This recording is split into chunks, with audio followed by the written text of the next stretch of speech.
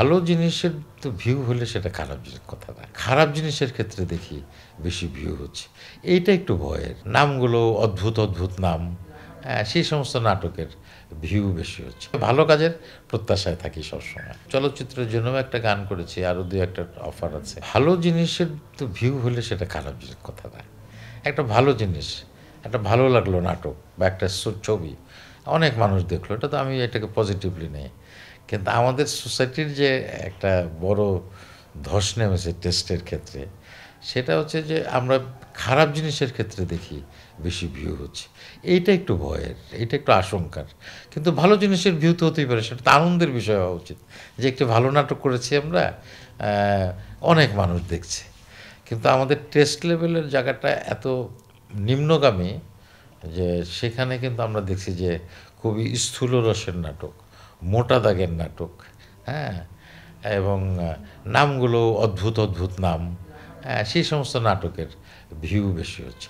তাতে করে যেটা হচ্ছে, তারা হয়তো ভিউ পাচ্ছে, তাদের হয়তো বাণিজ্য হচ্ছে। কিন্তু জাতি হিসেবে মানে আমরা বলি যে আমাদের যে যে মান আরকি, মানুষের যে আমাদের যে দেখার চোখ, শোনার চোখ, সেই জায়গাগুলো নষ্ট হচ্ছে আরকি। 31st নিয়ে আমার কখনোই কোনো পরিকল্পনা থাকে না। তবে বিশেষ দিনগুলোতে আমি পরিবারের সাথেই সময় কাটাই। কিন্তু অন্য কোনো ওইভাবে যে পার্টি দিতে হবে, অমুক জায়গায় যেতে হবে, অমুক জগতে, এরকম কোনো কিছু থাকে না। পরিবারের সাথেই সময় কাটাতে পছন্দ করি। কাজ নিয়ে পরিকল্পনা আসলে আমি তো শুধুই অভিনেতা আসলে। আমি যদি লেখক হতাম বা নির্দেশক হতাম তাহলে হয়তো আমার একটা পরিকল্পনা থাকতো। আমি আগামী বছর এইটা লিখব বা আমি আগামী বছর এই ছবিটি বা এই নাটকটি নির্মাণ করব। যেহেতু আমি অভিনেতা, আমাকে আসলে অপেক্ষা করতে হয় যে আগামী বছর আমি কী, কী ধরনের কাজে ডাক পাবো এবং কোনটা করব, কোনটা করব না। তবে ভালো কাজের প্রত্যাশায় থাকি সবসময়। না, গানের ক্ষেত্রেও তাই আসলে। গানের ক্ষেত্রে যেটা হয় যে না, আমি তো অনেকবারই বলি, আজকেও মানে অনেকবারই বলেছি এর আগেও, আজকেও একই কথা বলি যে আমি আসলে গায়ক না। হ্যাঁ, আমি অভিনেতাই। কিন্তু আ বাংলাদেশে গানের যেটা শ্রোতা, খুব সাধারণ মানুষ যারা, তারা কিন্তু যে কোনো কারণেই হোক আমার গান পছন্দ করে।